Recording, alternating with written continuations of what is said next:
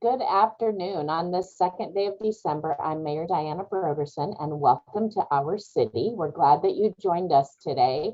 We have a couple of quick updates before we get to our guest on the COVID in Muscatine County was 70 new this week. Our average positive cases is 10%, but the state is 12%. So we're doing a little bit better than the rest of the state. Public health tells me, though, that we are starting to see an uptick, and with the new Omicron variant, hopefully I say that correctly, we do need to be extra careful and follow those safety guidelines. So hopefully we'll be able to stay safe and get through this winter without any huge back steps. Keep everyone safe.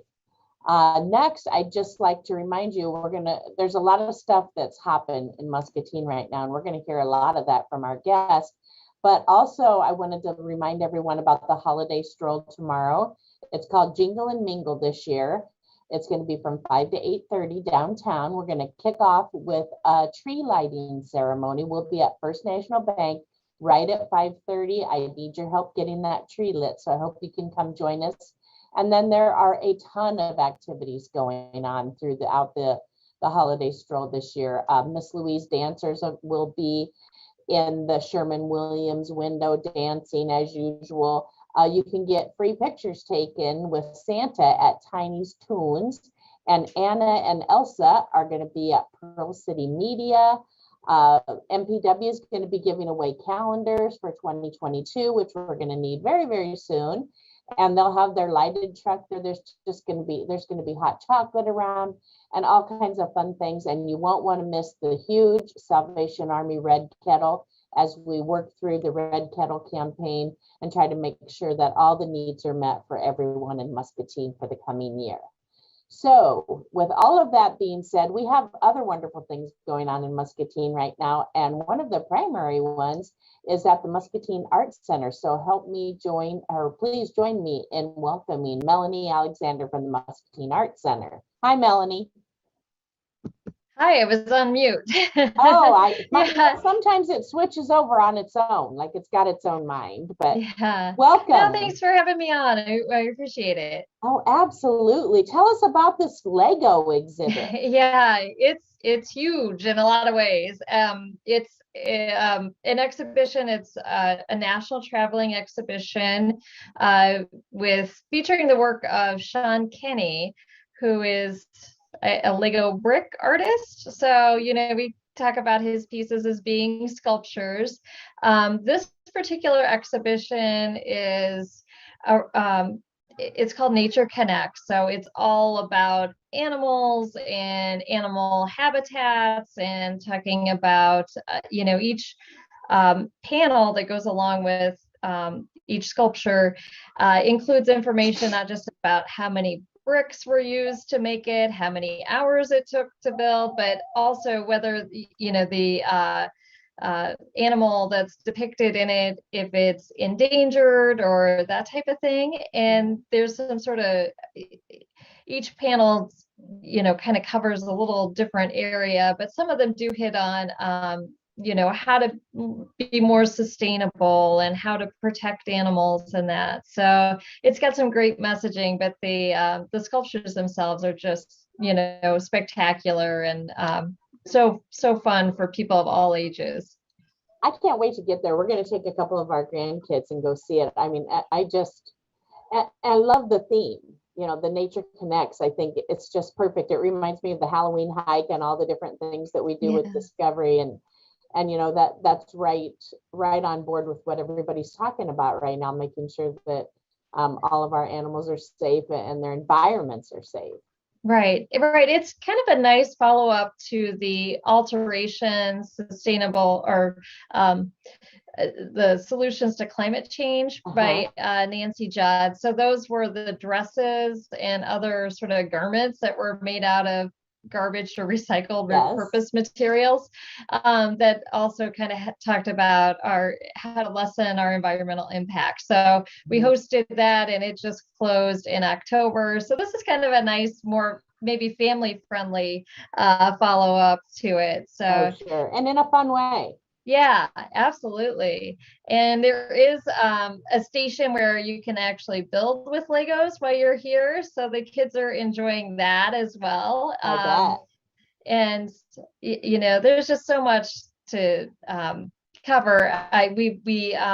Before the exhibition opened, we invited local kids to submit their Lego creations. Uh-huh. So those are displayed in our entryway area by the front desk. Uh-huh. So I don't know how many kids have sent things in, but there's kind of a nice range of there's of course like a robot and a monster truck, but there's also, like a little village and uh, some that I would say maybe appeal more to younger kids versus, like the Star Wars stuff for the older, Sure. although the little kids love that too. So it's been fun to see what our local builders have submitted. I think Sure. maybe the youngest to put something in was either 2 or 3, quite Oh my young. goodness. Yes. Yeah, and then I think we have some pieces that were submitted by adults who just love to build too. So that's if you come in off of Mulberry and walk, up the walkway under the Uh-huh. porte cochere and enter through by the main desk there, then those cases are right off, the corner there. So it's a nice sort of appetizer Oh, for the sure. main show at Sure. the exhibition. Yeah. Um, and I always love looking to see what you have in those cases every time I go because they always yeah, change. we change those, and often they are in some ways connected to what's on view in the Mhm. Stanley Gallery. Mhm. So and it's just been such a delight to see the kids who have things on view come back with their family or their Sure. friends, and sometimes we've identified the names and the ages of the kids and the title of their piece, so they will recognize the names of their classmates and Oh say, yeah. oh, so and so did this too. And it's just they get such a kick out of seeing their stuff exhibited at the art center. One of the things that I really think is special about this exhibition is that it's really helping people be challenged to expand their notions of what art is. I Yeah, think so many people are so tunnel vision to, art is, painting and sculpture and that's it. But it's really so much more. And I yeah, think yeah. this helps, visualize that for everyone. Right. We always try to kind of present exhibitions throughout the year that might appeal to different segments of the community. In this one, we're clearly going for, kind of family friendly, but also we've had a lot of older adults who have come in, the Red Hat ladies met here yesterday to go Uh-huh. through it. So it's just fun that way because I think, it sort of appeals to the young at heart too. Sure. Um, but yeah, the exhibition, I think that's one thing that we're challenged with is, our name is Muscatine Art Center, and sometimes people think, oh, art center, that's not really for me.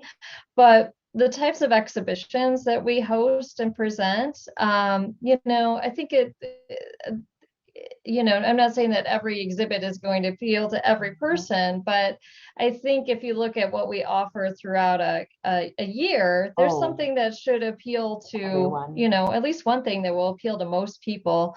A year ago, we had up the wedding and mourning Yes, exhibit one of with my all the favorites. historic gowns on view. So that's our Muscatine history collection, and we featured the stories of Muscatine families from the 1800s and 1900s. We already talked about the Nancy Judd exhibit, but we featured the work of Rose Franson. Does a spectacular portrait. So that, there's always something that's changing.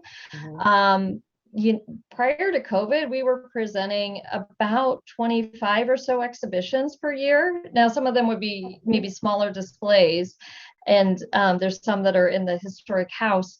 But during COVID, we've scaled that back a little bit just because, it seemed like traffic to museums was kind of a little less for a while.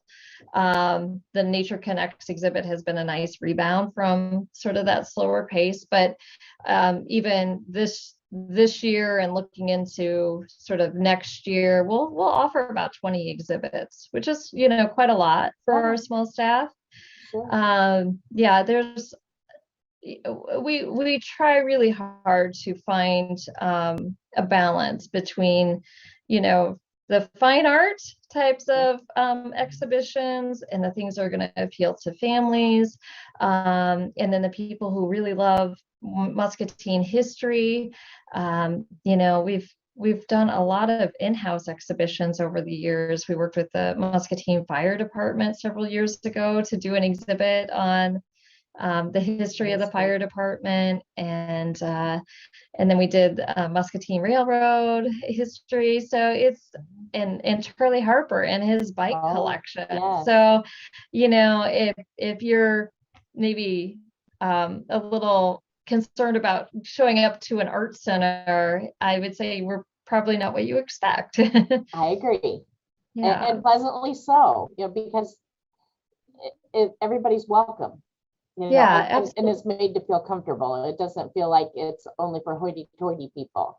No, you not don't at have all. to be all dressed in a suit and evening gown to go to your art center. It's for the people in Muscatine. Yeah, absolutely. And we've worked really hard over the years to ensure that there are things for families to do. We have a really strong set of classes for kids of all ages, but we've been offering our mini masters classes for a long time, and that's sort of the preschool, kids as young as 2, and even those who are maybe gone into kindergarten and still want to come back at age 6 or 7 over the summer, that's fine too.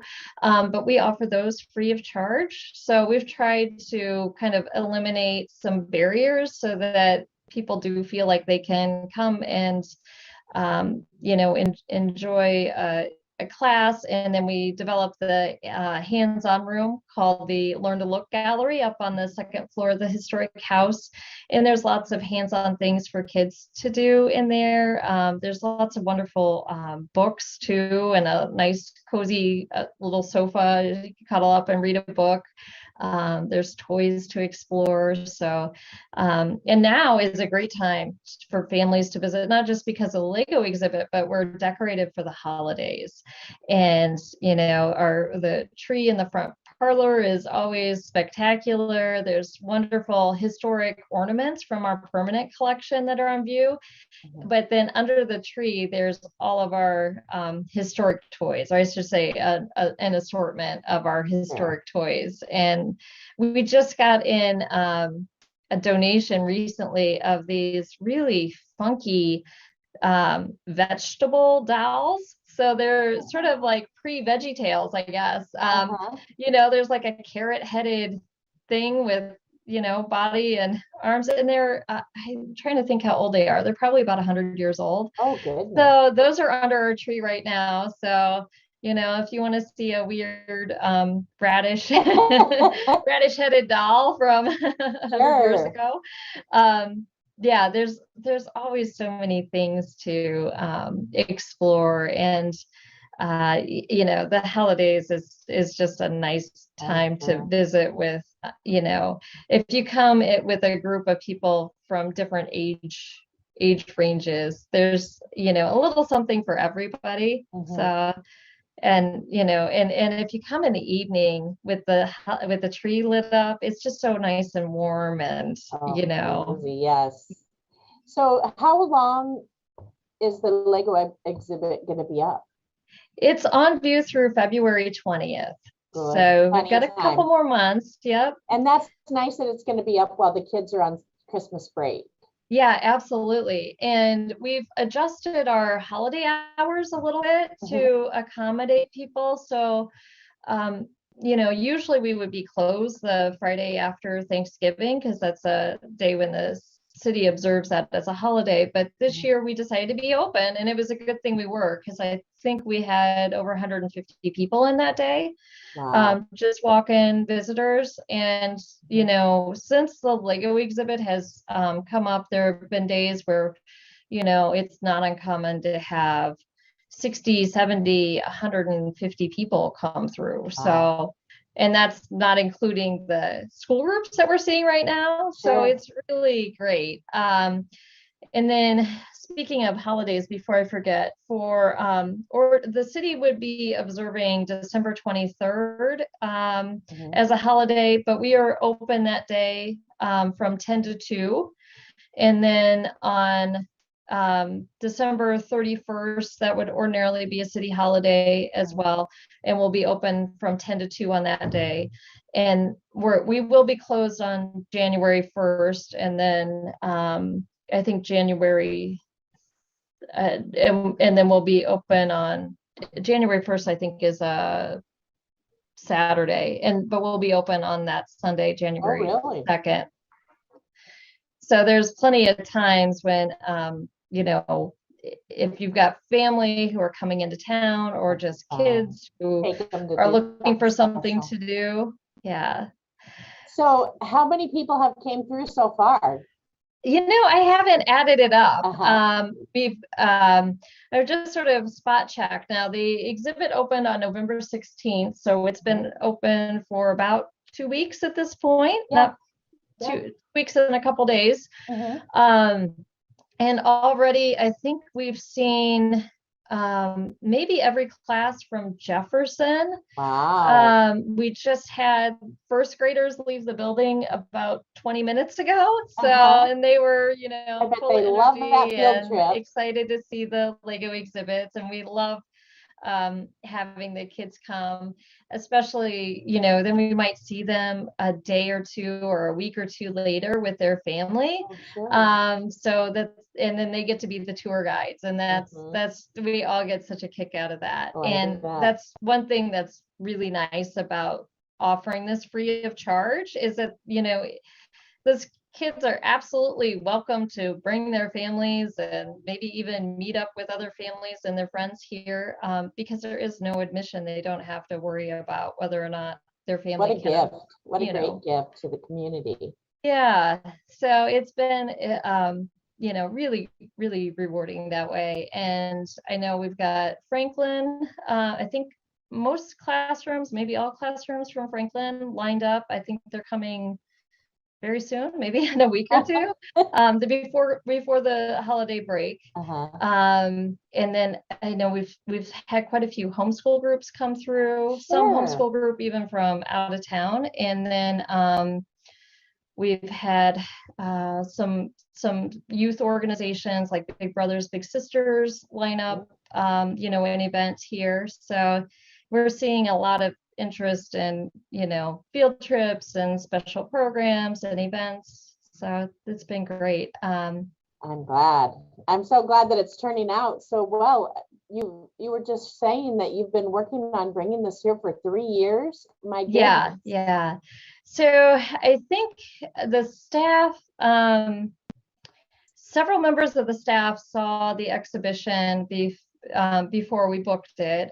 We had somebody see it down in Florida, and that was probably in 2014, 2015. Wow. So we've had kind of an eye out for a while. I saw it when it was at Ryman Gardens and an outdoor venue, and then also at the I just blanked out. The Morton Arboretum. So those were both outdoor venues for it. We just thought it was a fun one. And then there's a different Lego artist out there too. And we had looked into that exhibition for a while, but then it turned out to be kind of completely outside of our range as far as financially being able to do it. But this one I think has been a great choice for the Muscatine community. It's taken us several years of, paying deposits on the exhibition and planning and grant writing. Much of it is the fees to host it are they come through our Muscatine Arts Center Support Foundation Fund, and that has been a partner organization to us since the 1980s when it was founded by the Stanleys, since I think 2016, it's been a fund within the charitable foundation, and it's overseen by an advisory board. So we've been budgeting using the funds from the Muscatine Arts Center Support Foundation to be able to, afford to bring it. And, Stan Howe and his, he left a bequest that is really what gave us the extra bump up in income through the support foundation to host a higher tiered exhibition like that. So it's it's taken some planning, but I think it's just shown that we can really get in a broad segment of the Muscatine community, and also attract those out of town visitors who might go on to, stay in a local hotel or eat at a restaurant or check out the National Pearl Button Museum or Discovery Center or wherever they're, other locations in town. So, but in addition to the bequest from Stan Howe, we had a grant from Eastern Iowa Tourism, a Travel Iowa, to help with marketing the exhibit. We also got a grant through the chamber, the Greater Muscatine Chamber of Commerce and Industry, to help with marketing, a grant through Muscatine Charities to sort of help augment our staff during this time when we're so busy and have so many, such a high demand for school programs and youth programs. And then we secured an additional grant through Iowa Department of Cultural Affairs. They had some special granting that they were doing to help spread the message that, the museums and the arts venues are reopening after COVID. And so we were able to get a grant to kind of expand that. So we've done a lot more marketing on this exhibition than we have for anything in the time I've been here. So it was pretty intense there for a while, developing the ads. And then we worked with the exhibition firm is called Imagine Exhibits. And so we had to have all of our marketing materials go through them. And it was, kind of an intense process. But and right now we're collecting surveys from people who actually come to the exhibit to find out how did they learn about the exhibition and where did they come from. And are they planning on returning to Muscatine, or are they staying in a hotel? Those types of things. So I think that will be useful information for us moving forward, because we'll know it's not very often that we have that kind of marketing dollars to invest. But, when we do have some money, it would be great to know which of the options we put out there for people finding out about it actually worked. Sure. Thanks to you and your whole staff for being able to, seek out all of those funding streams to put all the pieces together. I know I was privileged to be able to serve on the support foundation before it moved over to the community foundation, and I know the work that goes on behind the scenes is tremendous to pull something like this off. Yeah, it's been years in the making. And I should also talk about all the volunteers and the people who came forward to help us, especially on the day of the delivery. The city departments, I feel the public works department were just amazing. We had some of the crates that came for this exhibition were massive. There was one that was about a 70-inch cubed thing that weighed 1,500 pounds. And so the Public Works Department sent over 3 guys with a front end loader to take it off the semi truck. So if you drove by Mulberry on the morning of November 8th, that was what was going on. It was pretty intense. So they did just a magnificent job. And even the people who were here from Imagine Exhibits to help with the installation were just blown away by how smoothly it all went and how quickly it all came into place. The staff did a lot of planning in the background. We had the measurements for the crates and knew, can they fit through this door? If they can't fit in this door, how are we going to get it into our building? Where are we going to store the crates? All these sort of like crazy logistics. But then we had several people on our board of trustees actually came and helped with managing the crates, and we had, it was a whole team sort of effort. Village takes a village. Yeah, it really did take a village, and we'll take a village again when we pack this thing out, which in February I'm not looking forward to, because a fair amount of it we actually ended up having to uncrate it outside to get the sculptures in our building. That's how big some of them are, so it's kind of crazy. How do you clean them for all? That's a good question. The exhibition firm actually bought sort of like dish brushes. So just doing it dry, they would kind of wipe them down that way. And some of them we actually use the garden hose out front to clean them, because they some of them have been outside. So yep. They need not how we would clean most art. But they did do some cleanup. Some of the sculptures have kind of a coating that was applied to them. So you might see a little bit of that when you look at them. But it was just an interesting process. And some of the sculptures are created in, to travel in maybe 2 sections or so, like the hummingbird one with the wings. I mean, to get that into a crate intact would just be a ginormous crate that you wouldn't be able to handle. So the wings actually come off and then it gets put together. Yeah. So there's not a whole lot of there's not really building with bricks, but there's taking chunks and I bet. Yeah. So there's quite a mix of pieces in the exhibition.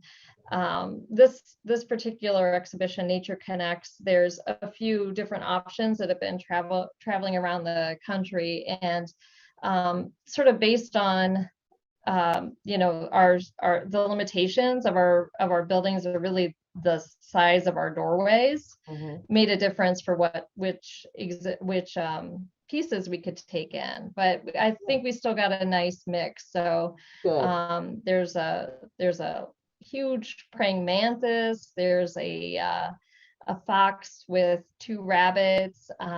There's these 4 parrots.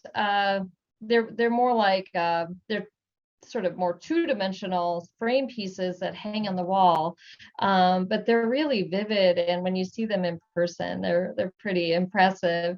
There's a dragonfly, and then downstairs there's a bicycle that's made out of Legos, of course, so it's kind of hard to get your head around how did you even come up with the idea of making a bicycle out of Lego pieces. And there's Times Square in New York City is kind of one big build there, and it has some features where, like, there's billboards from Times Square, and some of it's lit up, and there's a screen that shows, like if you were in Times Square, you'd see this sort of video. So it's just a lot of fun. And then there's a very large rows, and a gardener who's life size, a lawnmower that's, life size. So it's just Yeah. it was interesting to see it all sort of come into the building. And we've seen photos of them for a long time, and I've Yeah. seen some pieces in person, but not necessarily the ones that were coming to us. So Very it's been good. exciting. Well, I think it all boils down to, if you haven't gotten there yet, you better get there, because you're not going to Yeah, want to yeah, miss and there's this. time to come back a couple times, really. I Sure. mean, Oh, yes. yeah, I can't wait to get over there and see it. yeah, yeah. And you talked earlier about the Holiday Stroll. We are launching a little project for it'll start tomorrow with the Holiday Stroll, but we're calling it minifigures on second. Uh-huh. And so there are some Lego creations. There are little scenes with Lego minifigures in them, and they're being hosted at businesses on Second Street, and you should be able to see them from the sidewalk looking into their window. And we've got these scavenger hunt forms. It's on our website, and we'll push it out on social media yet too.